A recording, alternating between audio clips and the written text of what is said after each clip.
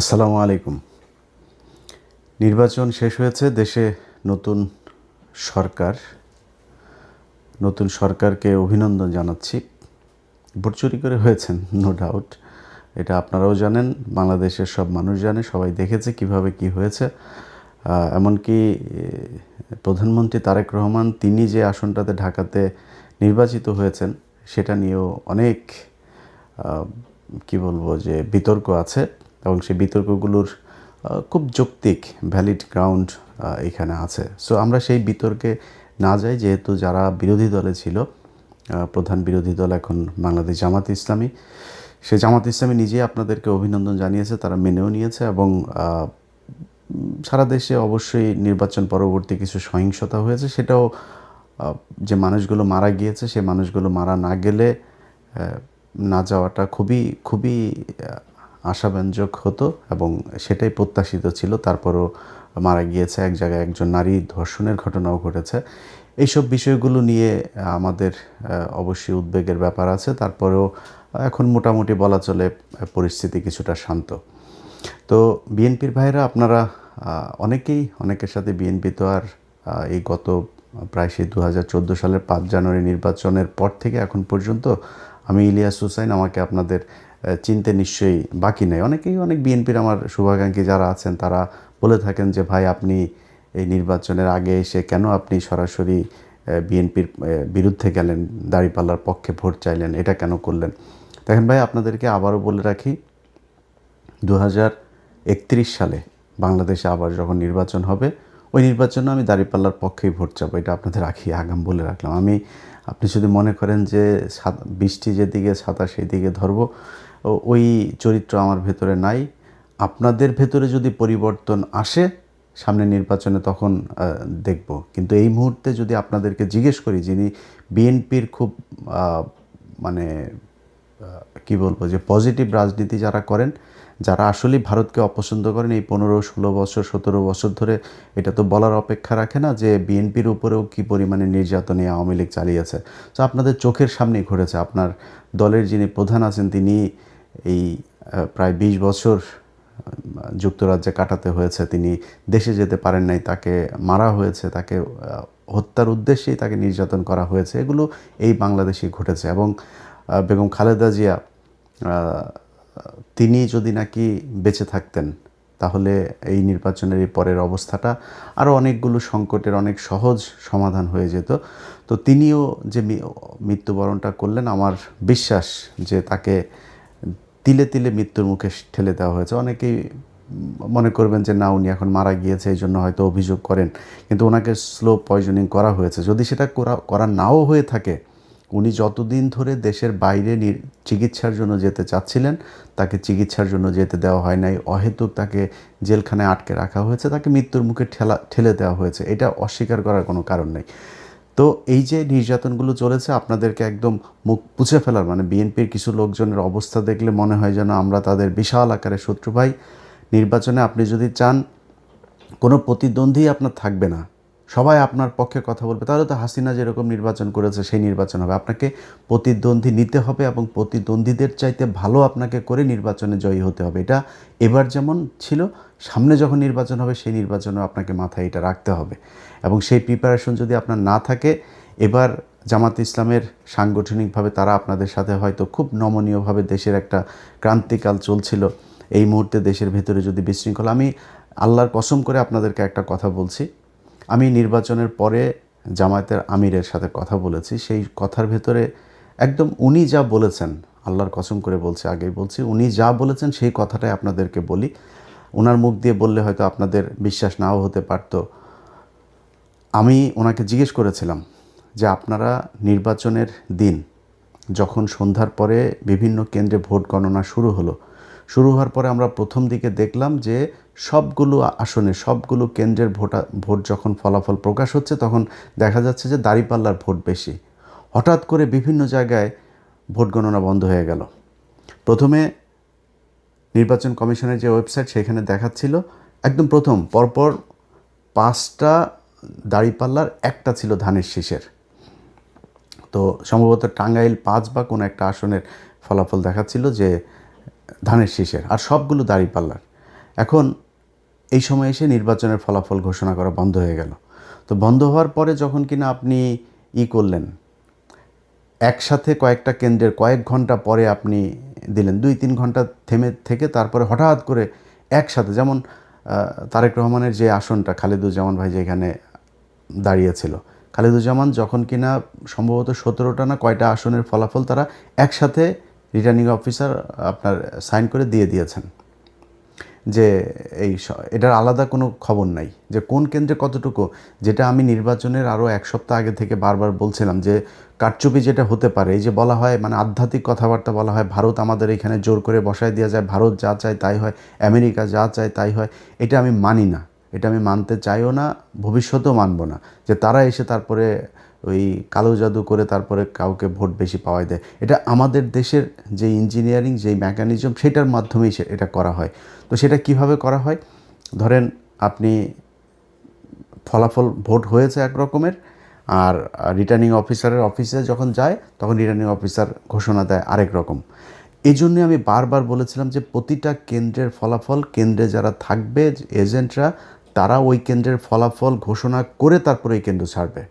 কিন্তু জামাত ইসলামের বিভিন্ন জায়গাতে এই অভিযোগটা আমি নিজেও পেয়েছি, যে জামাতের ধরেন এক জায়গায় আমি জামাতের একজনকে জিজ্ঞেস করছিলাম, এই যে কি বলে মামুনুল হকের কেন্দ্রে, তো মামুনুল হক হুজুরের এই কেন্দ্রটাতে আমি 100% গ্যারান্টি দিয়ে বলতে পারি যে উনি পাশ করেছিলেন, ববি হাজ্জাজ এখানে পাশ করেন নাই, কিন্তু ওনার এখানে এজেন্ট নাই। পরে আমি জিজ্ঞেস করলাম যে এই কেন্দ্রটাতে এজেন্ট ছিল না, পরে উনি খোঁজ নিয়ে আমার জানালেন যে ওইখানে একজন নারী এজেন্ট ছিল, তিনার ছোট বাচ্চা ছিল, তিনি চলে গিয়েছেন। আরেক জায়গায় একজন গিয়েছিলেন নামাজে, ওই ফাঁকে যা করার করে ফেলেছে। সো আপনাকে এই প্রিপারেশন রাখতে হবে যে এমন একজনকে দিতে হবে যে 24 ঘন্টা থাকতে পারবে, যতক্ষণ দরকার হয় এই ফল বের না হওয়া পর্যন্ত তাকে থাকতে হবে। এরকম ঘটনা নিশ্চয়ই আরও অনেক জায়গাতেই ঘটেছে। এই ঘটনাগুলোকে যাতে ঘটানো না হয় সেটা ব্যবস্থা করতে হবে। তো আমি আমির সাহেবকে জিজ্ঞেস করলাম যে আপনারা যখন ফলাফল দেখলেন যে কয়েক ঘন্টা বন্ধ রেখে এরপরে এই ফলাফল দেওয়া হলো, হঠাৎ করে 10টা 15টা 20টা কেন্দ্রের একসাথে ফলাফল দেওয়া হচ্ছে, এই 2-3 ঘন্টা যখন বন্ধ ছিল, আপনাদের নিশ্চয়ই মনে আছে চ্যানেল 24, 71 টিভি, সময় টিভি, তারপর আরও কয়েকটা টেলিভিশন আছে, এরা আপনার রেজাল্ট দেওয়া শুরু করলো কি যে সব জায়গায় বিএনপি, সব জায়গায় বিএনপি। জামাতের যে আসনগুলো আমি নিজে ধরেন যেগুলোর খবর জানছিলাম, যেমন আমার বাসায় চুয়াডাঙ্গাতে, আমি চুয়াডাঙ্গার দুটোতেই রেজাল্ট পেয়েছি যে দুটো জিতে গিয়েছে, কুষ্টিয়াতে 3টা রেজাল্ট পেয়েছে জিতে গিয়েছে, নীলফামারীতে জিতেছে, সাতক্ষীরাতে জিতেছে, যশোরে খবর পেয়েছে, কিন্তু সেগুলো রেজাল্ট দেওয়া হচ্ছে না, সেগুলো বলছে না, সব বিএনপি বিএনপি বিএনপি, এবং মানে আজগুবি রেজাল্ট দিয়ে দেওয়া হচ্ছে চ্যানেল 24, তারপরে এই সময় 71 এই টেলিভিশনগুলোতে। তা আমি সাহেবকে বললাম যে আপনারা এই সময়টাতে আপনারা কোনো প্রতিবাদ করলেন না কেন? যখন দেখলেন যে আপনাদের রেজাল্ট আর দেওয়া হচ্ছে না, ওই জায়গায় তো আপনাদের উচিত ছিল। ঢাকা 8, মির্জা আব্বাস কখনোই পাশ করে নাই। মির্জা আব্বাসের এখানে কি হয়েছে সেটা বাংলাদেশের সব মানুষ দেখেছে, যে বিএনপি করে সেও জানে কিভাবে পাশ করানো হয়েছে তাকে। তো এই জায়গাগুলোতে তো আপনারা যখন দেখলেন যে ঠিক আছে ঢাকা 13-এ আমার শেষ, 13-র পুরো এস্টাবলিশমেন্টটা আপনি 14 নিয়ে যেতে পারতেন, 11 নিয়ে যেতে পারতেন, 8 নিয়ে যেতে পারতেন, এটা করা হয় নাই কেন? যেমন নাহিদের আসনে জামাত ইসলামের বিশাল প্রস্তুতি ছিল, সেইখানে কিন্তু কারচুপি করার সর্বোচ্চ চেষ্টা করা হয়েছে, শেষ পর্যন্ত পারে নাই। তো এখন এইখানে এগুলোতে করা হলো না কেন? মির্জা আব্বাসের আসনটাতে সেখানে যেখানে কোনো সিল মারা নাই, এক জায়গায় কালো দাগ আছে, তারা নিজের দাগ দিয়েছে, দাগ দিয়ে তারা বলেছে যে এটা এই পেয়েছে।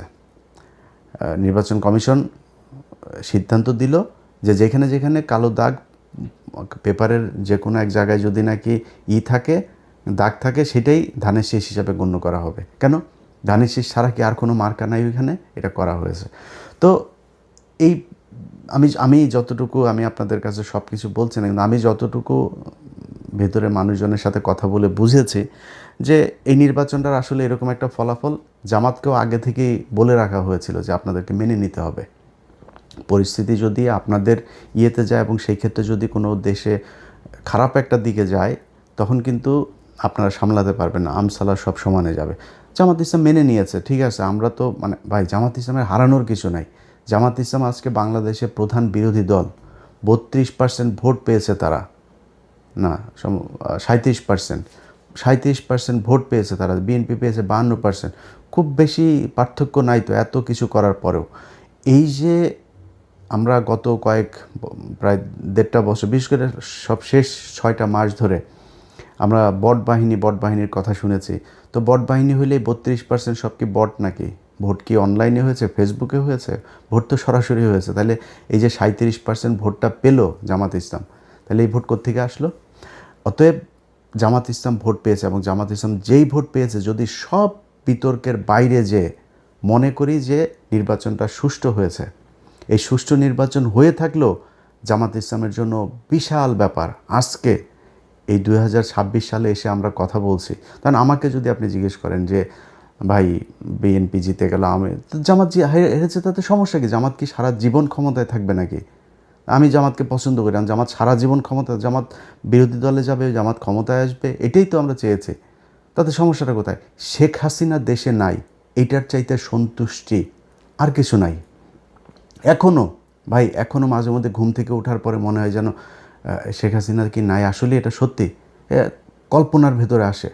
তো আমার কথা হলো যে আপনারা যখন কিনা একসাথে রাজনীতি করেছেন, একসাথে জেল খেটেছেন, একসাথে গুম হয়েছেন, এখনও পর্যন্ত বিএনপির লোকজন আপনার খুঁজে পাওয়া যায় না, এরকম অনেক মানুষ আছে না? ইলিয়াস আলী কোথায় আমরা জানি না, চৌধুরী আলম কোথায় জানি না, এরকম অনেক মানুষ আছে যাদেরকে খুঁজে পাওয়া যায় না। এই যে যিনি এমপি নির্বাচন করেছেন তুলি, তিনার ভাই জানে না এখনও সে কোথায় আছে। এই যে গুমগুলো হয়েছে, খুনগুলো হয়েছে, খিলগাঁয়ের জনি, তার বুকের মধ্যে 10টা না 12টা গুলি করা হয়েছে, মৃত্যুর পরেও তার বুকে গুলি করা হয়েছে। এগুলো কি ভাই অনেক দিন আগের কথা নাকি? মাত্র এই 2-3 বছর আগের মধ্যে এর মধ্যেই সব কিছু ঘটেছে। আজকে আপনারা কোথায় থাকতেন? সেই জামাত ইসলাম আজকে প্রধান বিরোধী দল, কথা বলতে পারে, তার একটা কর্মীর উপরে কোনো নির্যাতন হলে সরাসরি যায় সে প্রতিবাদ করতে পারে, সে সেখানে যায় মানে প্রতিরোধ গড়ে তুলতে পারে। তো এটার চাইতে বড় আর কি হইতে পারে? বিএনপি এখন ক্ষমতায়, ভাই স্বপ্ন দেখেছেন? এটা স্বপ্নেও কল্পনা করেছেন যে 2026 সালে তারেক রহমান প্রধানমন্ত্রী হবে? এখন কথা বলতে গেলে তো ভাই অনেক বড় বড় কথাবার্তা বলা যায়। আমরা এই কথাবার্তা নিয়ে যদি তর্ক করতে চান, তর্ক করে পারবেন না। আমরা ওই যে 10 ডিসেম্বর আমরা দেখি না ইয়েতে আপনার যে মিটিংটা হইলো আপনাদের, শেষ পর্যন্ত নিয়ে গরুর হাটের মধ্যে নিয়ে করতে দিতে চেয়েছিল, আপনার জনসভা করতে দিতে চেয়েছিল, মনে আছে সেটা?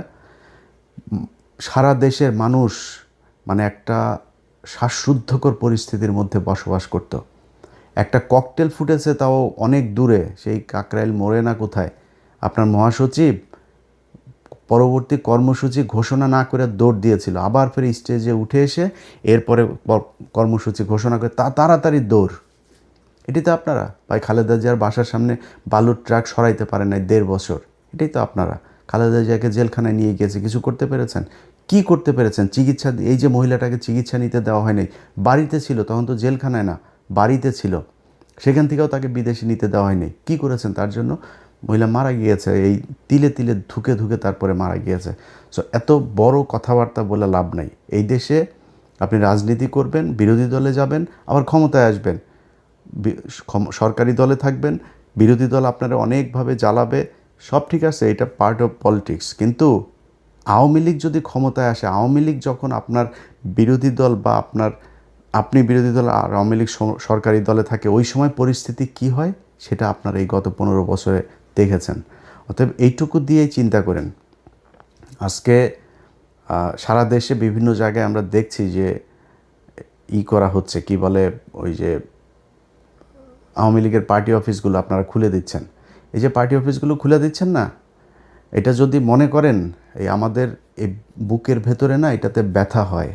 এই যখন দেখি যে আওয়ামী লীগের পার্টি অফিস, আজকে সকালে আমি যখন এই ভিডিও রেকর্ড করছি তখন বাংলাদেশ সময় সকালবেলা দেখলাম যে মাদারীপুরের ওই দিকের কোন এক এমপি সহ, এক নারী এমপি সহ আরও 3 জনের জামিন হয়েছে। কোন গ্রাউন্ডে জামিন হলো? কিভাবে জামিন হইল? এগুলো যদি মনে করেন যে আওয়ামী লীগ আপনার জন্য বেটার অপোজিশন, এই 17 বছরের শিক্ষা না হইলে তো আর কিছু বলার নাই।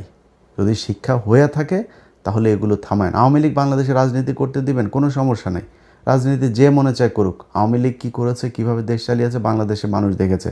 মানুষ যদি তারা ভোট দেয় করতে দেন, কিন্তু বিচার হইতে হবে।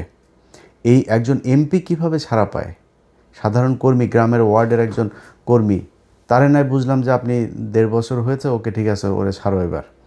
তো একজন এমপি কীভাবে ছাড়া পাইল? শেখ হাসিনার পরিবার রাজনীতি করতে পারবে যদি চায়, এগুলো আপনারা যখন বলেন তখন খুব কষ্ট হয়। যেই কারণেই নির্বাচনের আগে এসে আমাদের এই পক্ষ সরাসরি নেওয়ার কোনো সুযোগ ছিল না। আজকে যারা এই প্রশ্ন করেন যে ভাই কেন দাঁড়িপাল্লার পক্ষে গেলেন, তারা গতকাল যখন কিনা শপথ নিল ওই সময় কিছুটা টের পেয়েছেন যে কেন আমরা জামাত ইসলামের পক্ষে গিয়েছিলাম। তারা প্রথম দিনেই এই শহীদের এতগুলো রক্তের সাথে তারা বেইমানি করেছে। এই গাদ্দারি আল্লাহ সহ্য করবে না। আপনি আজকে প্রধানমন্ত্রী হয়েছেন, মায়ের জানাজায় অংশ নিতে পেরেছেন, তারপরে শেষ মুহূর্তে পর্যন্ত অন্তত লাশ তো দেখতে পেরেছেন। এটা এই শহীদদের কারণে। এই যে কয়দিন আগে মানুষগুলো মারা গেল, এরা জামাত ইসলাম, আওয়ামী লীগ, বিএনপি কোনো রাজনৈতিক দল বুঝতো না। এরা সাধারণ মানুষ। দমন, পীড়ন, নির্যাতন, দেশের এই খারাপ অবস্থা, এগুলো দেখে তারা আস্তে আস্তে প্রতিবাদী হয়ে উঠেছে। তারপরে রাস্তায় নেমেছে, গুলি খেয়েছে, মারা গিয়েছে, শহীদ হয়েছে। তাদের সাথে গাদ্দারি করলেন জুলাই সনদ বাস্তবায়ন করতে গিয়ে।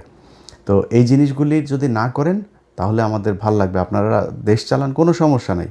আপনাদের কাছ থেকে রুটি খাইতে যাব না, রুটি খাওয়ার লোক বহুত আছে, যারা খাইতে চায় তাদেরকে দেন, কোনো সমস্যা নেই।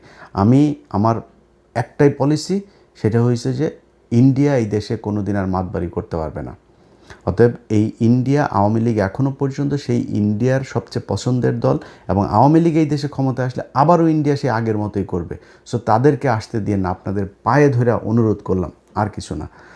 তো যেটা বলছিলাম যে জামাতের আমির উনি এই কথাটা বলেছেন যে আমাদের যদি নাকি ওই সময় ইলিয়াস, আমরা যদি নাকি গ্যাঞ্জাম করতাম, তাহলে আমাদের কাছে গোয়েন্দার তথ্য ছিল যে এখানে আওয়ামী লীগ নামবে মাঠে, এবং আওয়ামী লীগের সাথে বিএনপিরও কিছু লোকজন নামবে, নেমে তারা প্রচণ্ড বিশৃঙ্খলা করবে, দেশটা একটা গৃহযুদ্ধের দিকে যাবে।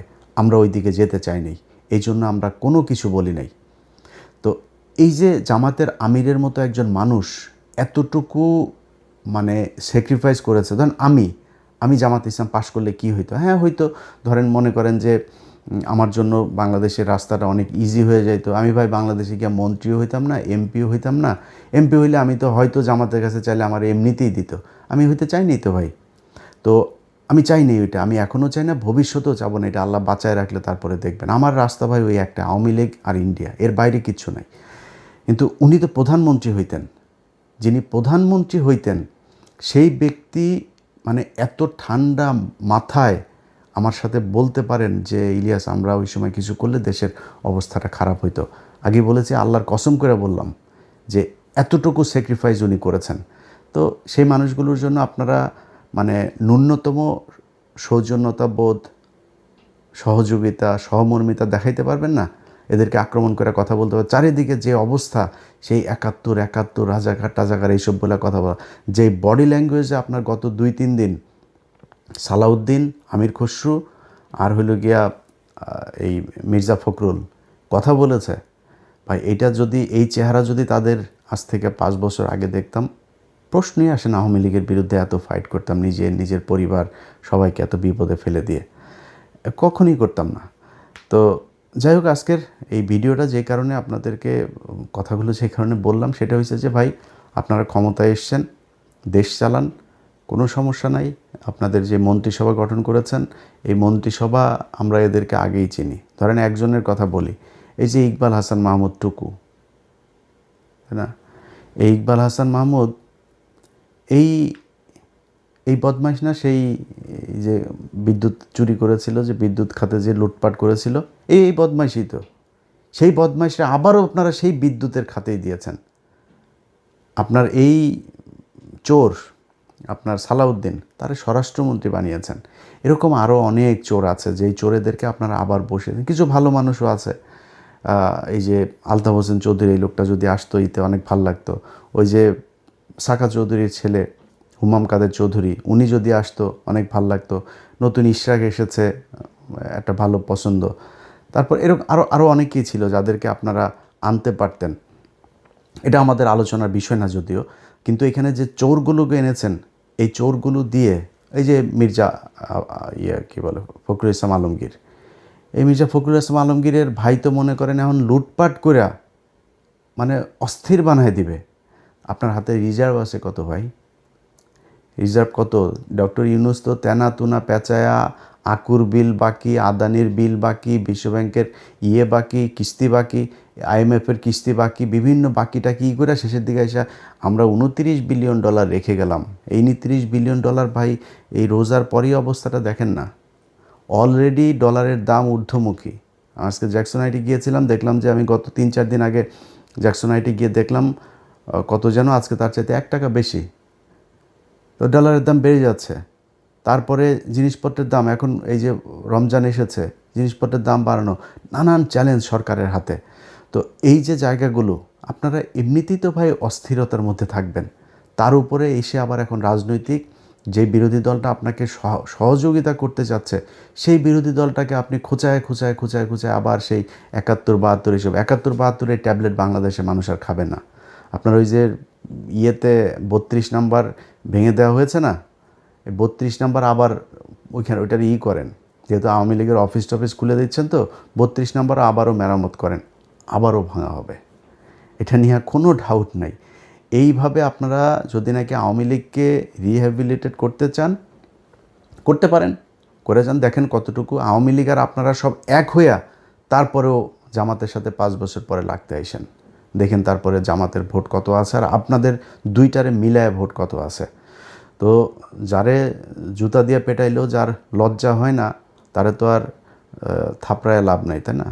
তো জুতা দিয়ে পেটাইছে আওয়ামী লীগ, তারপরে আওয়ামী লীগই ভালো, আওয়ামী লীগের লোকজনরা আপনাদের এত পিরিতি আওয়ামী লীগের সাথে, তো করেন, সমস্যা কোথায়?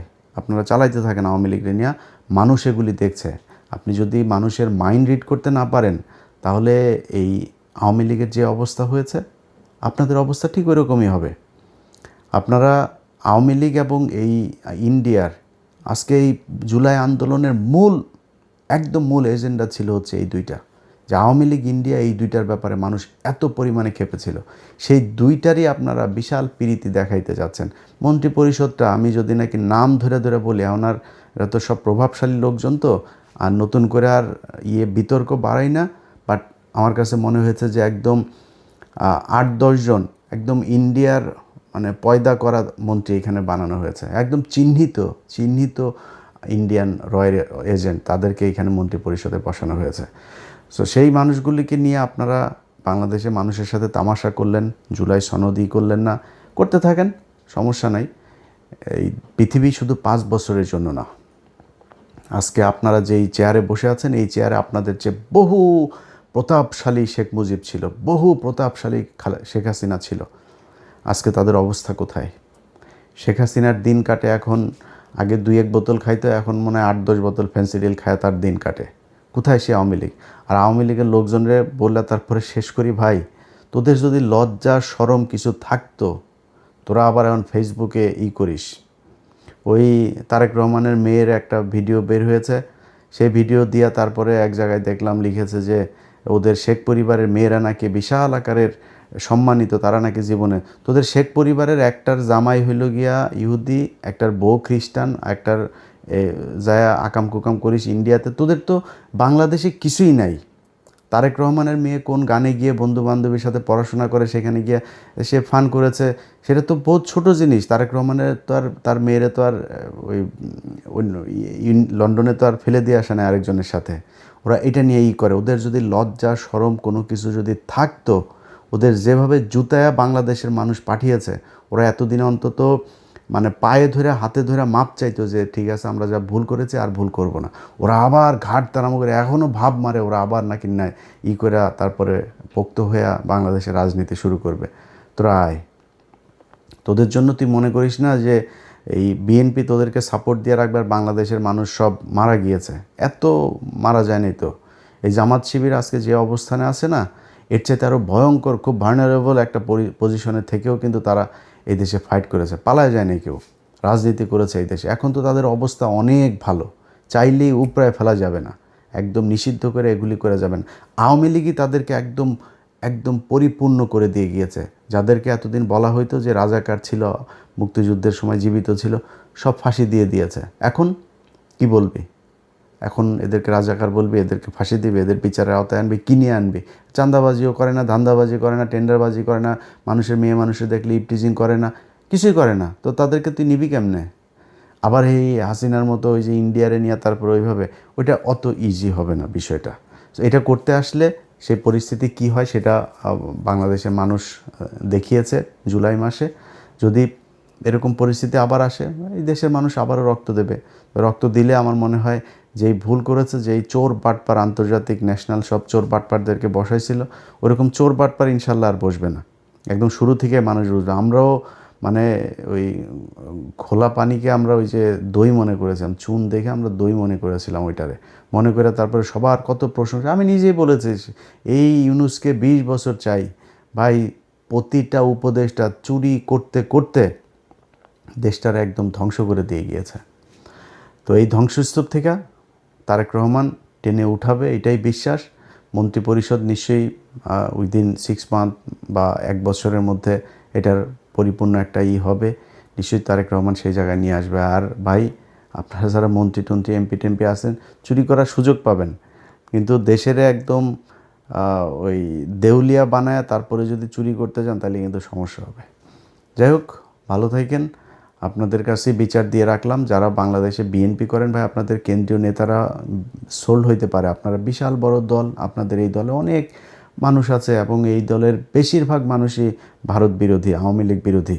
আমি আজকে কিছুক্ষণ আগে ভিডিওটা করার ফরিদপুরে দেখলাম যে তারা অফিস খুলেছে, আবার ফের বিএনপির লোকজন গিয়ে সেই অফিসে তালা মেরে দিয়ে এসেছে।